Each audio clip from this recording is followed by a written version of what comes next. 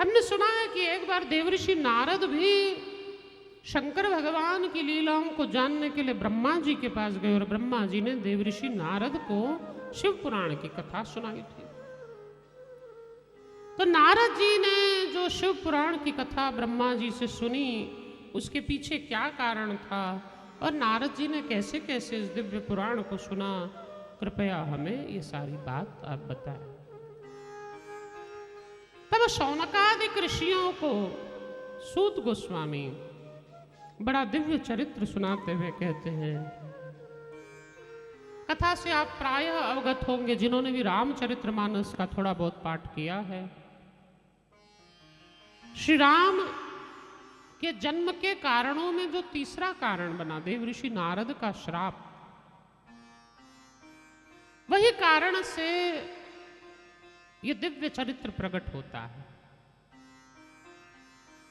काम विजयी गाथा नारद जी की बनी। इंद्र ने कामदेव को भेजा और काम नारद जी की तपस्या को भंग नहीं कर पाया। इससे नारद जी बड़े प्रसन्न हुए और कामाज्जयम निजम मत्वा गर्वितो भून मुनीश्वरः, काम पर मैंने विजय पा ली है, इसका नारद जी को गर्व हो गया, गर्व हो गया। और वृथैव विगत ज्ञान शिव माया विमोहिता, शिव माया से विमोहित हुए देवऋषि नारद हर जगह जा जाकर अपनी काम विजयी गाथा गाने लगे। हर जगह जाकर अपनी काम विजयी गाथा देवऋषि नारद गाते। और देवऋषि नारद जब जा जाकर अपनी काम विजयी गाथा को गाने लगे, शंकर जी के समक्ष जब जाकर कहा तो रुद्रोवाच हितात नारद प्राज्ञ धन्यस्त्वं शृणु मद्वच, वाच्यमेवं न कृतापि हरेरग्रे विशेषतः।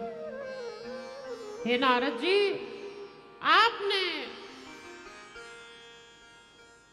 आपने ये दिव्य चरित्र जो काम पर विजय पाई है, ये सब मुझे सुना दिया, ये तो ठीक है, लेकिन कम से कम भगवान नारायण जब मिले तो उनके सामने ये काम विजय की गाथा न गाइएगा। लेकिन व्यक्ति का यह स्वभाव होता है कि वो अपनी उपलब्धियों को 10 लोगों के सामने दिखाना चाहता है कि मैंने ये प्राप्त किया है। एक छोटी सी गाड़ी भी लेता है तो दुनिया को दिखाता फिरता है कि मैंने गाड़ी ली है। घर बना लेता है तो सारी दुनिया को बुलाता है कि लोग मेरा घर देखेंगे और प्रशंसा करेंगे कि आपका घर कैसा है। तो उपलब्धियों में लोगों से प्रशंसा प्राप्त हो, यह व्यक्ति का स्वभाव है। लेकिन ध्यान देना नाथ, कभी कभी प्रशंसा बड़ी भारी पड़ती है, कभी कभी प्रशंसा बड़ी मुश्किल में डाल देती है। एक व्यक्ति की पत्नी उससे हमेशा रूठी रहती थी, हमेशा लड़ती रहती, शायद अपना बांकी ही होगा। तो उसकी पत्नी बेचारी उससे हमेशा लड़ती रहती। तो उसको किसी ने कहा, देख, पत्नी को खुश करने का एक ही उपाय होता है। बोले क्या? बोले उसकी तारीफ किया कर तू, तो पत्नी की तारीफ करेगा तो पत्नी खुश रहेगी। तो उस बेचारे बांके ने सोचा कि घर जाऊंगा और पत्नी की खूब तारीफ करूंगा। अब भोजन के लिए जैसे ही गया तो पत्नी ने भोजन परोसा तो बोला, आहा क्या थाली है, क्या चमक है थाली, आह कटोरी कितनी सुंदर, ग्लास कितना सुंदर, वाह। और भोजन का निवाला मुंह में डाला, वाह वाह वाह, क्या भोजन बनाया है, ऐसा भोजन तो मेरी माँ भी नहीं बनाती जैसा भोजन तुमने बना दिया, इतना स्वादिष्ट भोजन। तो पत्नी ने पूछा, आज लगा कर आए क्या? बोले क्यों? बोले आज लगा कर आए क्या, चढ़े हुए लगते हो थोड़े, पैक वैक तो नहीं लगा लिया? तो बोले क्यों ऐसा पूछ रही हो? बोले रोज मैं खाना बनाती हूं तो कभी प्रशंसा नहीं की, आज मेरा सिर दुख रहा था, होटल से ऑर्डर दे के मंगा लिया, तो आज तारीफ पे तारीफ, तारीफ पे तारीफ, तारीफ पे तारीफ कर रहे हो। तो प्रशंसा भी भारी पड़ी, झूठी तारीफ। इसलिए तारीफ का भी ध्यान रखें, कभी गलती से भ्रम में न रह जाना कि हम बड़े अच्छे हैं और लोग जानबूझकर ऐसा करें। इसीलिए मेरा तो एक ही कहना, जहां आपकी अधिक प्रशंसा होने लगी है, समझिए दाल में कुछ काला है। और जब ज्यादा प्रशंसा होती है तो पूरी दाल ही काली हो जाती है। ज्यादा प्रशंसा से डरना चाहिए व्यक्ति को। नारद जी के साथ वही हुआ। और देवर्षि नारद ने इस प्रशंसा के चक्कर में जाकर भगवान श्री हरि को अपनी सारी गाथा सुनाई। भगवान श्री हरि ने भी कहा, नारद जी, काम आपका क्या बिगाड़ सकता है? काम आपका क्या बिगाड़ सकता है? नारद जी बड़े फूले, बड़े प्रसन्न हुए। भगवान ने माया रची और एक सुंदर मायावी नगर रच दिया। कथा से आप सब परिचित हैं। मायावी नगर जब भगवान ने रचा है तो यहाँ के राजा है महाराज शीलनिधि और इनकी विश्व मोहिनी नाम की कन्या।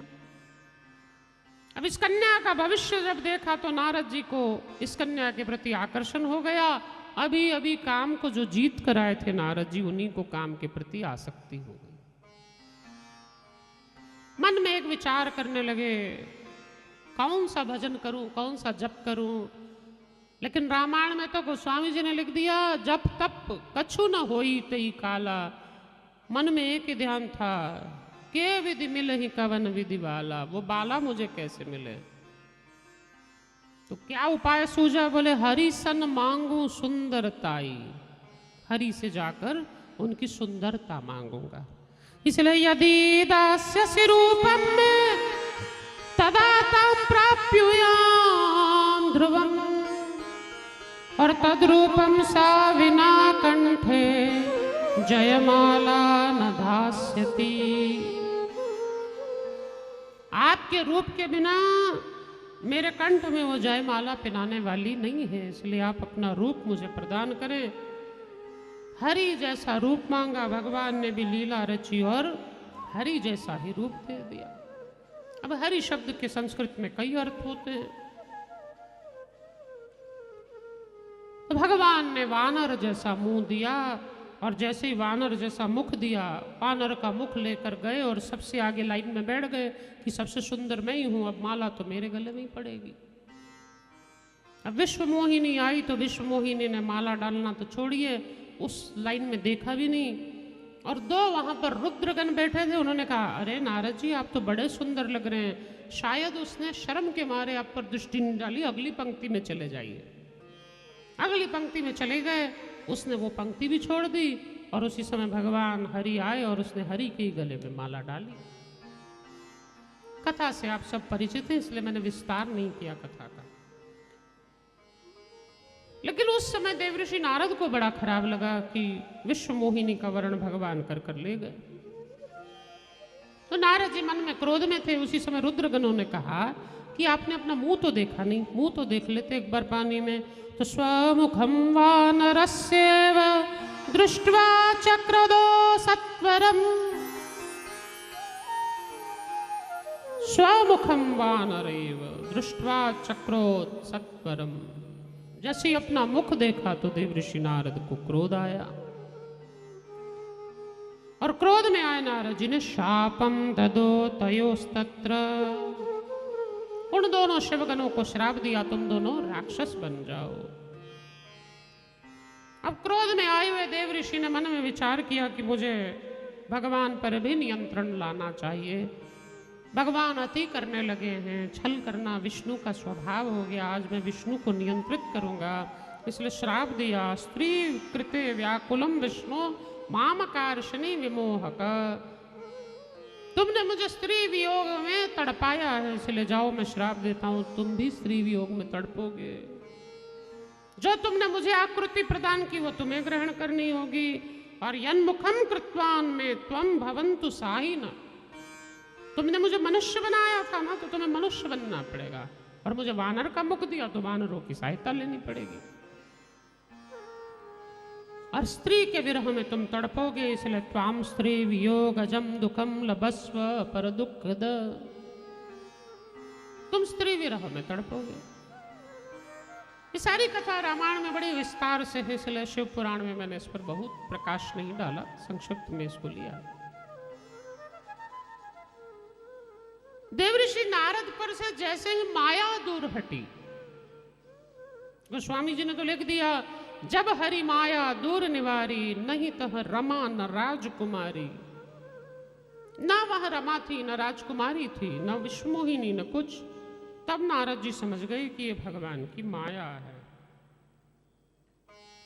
शिव पुराण में तो विष्णु भगवान नारद जी से स्पष्ट कहते हैं, न खेदम कुरु में भक्तवत्सस्त्वं नात्र संशय, शृणोतात प्रवक्ष्यामि सुहितं तव निश्चिता। चिंता मत करो देव ऋषि, ये सब शिव माया का प्रभाव है। शिवेच्छाय अखिलम जातम, शिव इच्छा से अखिल जगत में जो कुछ होता है शिव इच्छा से होता है। ये सब शंकर भगवान की इच्छा से हुआ है।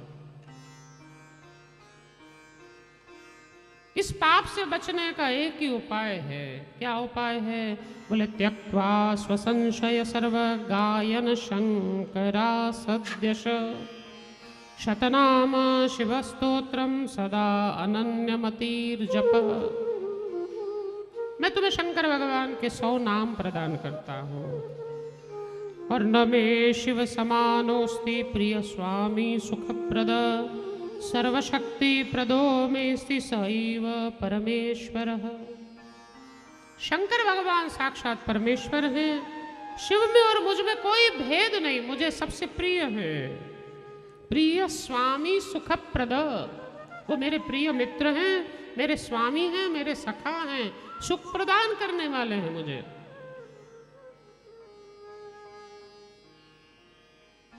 इसलिए स्वामी सखा सिया पिया के, शंकर भगवान सिया के पिया के स्वामी भी हैं और सखा भी हैं।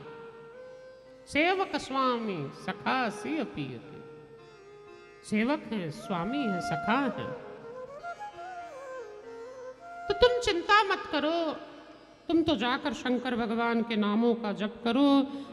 तपस्या करते हुए शंकर भगवान का तदस्य शृणु गायत्वं कुरु नित्य तदर्चनम, और शंकर भगवान की अर्चना करते हुए उनके नामों को जपो। शिवेति नामद्वाग्नेर महापातक पर्वता, भस्मी भवन्त्या नास्त सत्यम सत्यम न संशयः। विष्णु भगवान कहते हैं, मैं तुमसे सत्य सत्य कहता हूं, जो शंकर भगवान के नामों का जप करता है उसके अनंत अनंत जन्मों के पाप भस्मीभूत हो जाते हैं, पाप नष्ट हो जाते हैं। नाम की सामर्थ्य नाम जन्म जन्मांतर के पापों को नष्ट कर देता है। इसलिए तुम शंकर भगवान की भक्ति करते हुए उनके नामों का जप करो, उनके नामों का जप करो। और तब देव ऋषि नारद ने आपदा मस्तकम सम्य भस्मनोद्धूल्य साधरम, आपदा मस्तकम सम्यक, पैर से लेकर मस्तक तक अपने शरीर पर शिव भस्म लगाई, पैर से लेकर मस्तक तक। आपदा मस्तकम सम्यक भस्मनोद्धूल्य साधरम, आदर पूर्वक शिव भस्म को लगाया। और सर्वश्रुति श्रुतम शैवम मंत्र जप षडक्षरम, और षडक्षर मंत्र का ओम नमः शिवाय, षडक्षर मंत्र का देव ऋषि नारद जप करने लगे। जप करते करते करते देव ऋषि नारद अत्यंत प्रसन्न हुए हैं। और नारद उस समय काशी में आए हैं, काशी में शंकर भगवान का दर्शन किया। शिवप्रिया ये नगरी वाराणसी, जहाँ पे वरुणा और अस्सी नदी दोनों का संगम गंगा जी से होता है। 2 नदियाँ हैं, वरुणा और अस्सी, और ये वरुणा और अस्सी नदी गंगा जी से आकर मिलती हैं। इसलिए इस क्षेत्र का नाम वरुणा और अस्सी नदी के कारण वाराणसी पड़ा, वाराणसी। इसलिए जहाँ बनारस असल में नाम था बनारस, फिर अपभ्रंश होकर हुआ बनारस।